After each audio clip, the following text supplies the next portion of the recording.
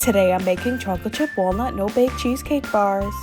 First I have 1 package of chocolate chip cookie dough. I'm going to add that into a lined 8x8 pan and press that in and then bake this at 350 for 20 minutes. While the cookie is baking, I'm going to make the filling, so in a bowl I have 1 cup of heavy cream. Next I'm going to mix this up until stiff peaks form and then put this in the fridge for later.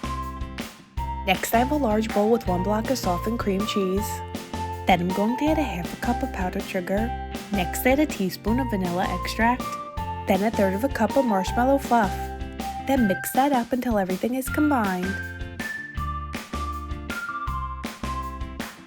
Next add a half a cup of chopped walnuts.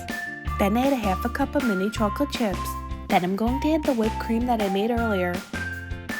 Next I'm going to fold this in and then put this in the fridge for 2 hours. Now the chocolate chip cookie is cooled, I'm going to add the filling and spread it out. Lastly, I'm going to drizzle some chocolate on top. Then I cut the chocolate chip walnut no-bake cheesecake bars into squares, and here's an up-close look.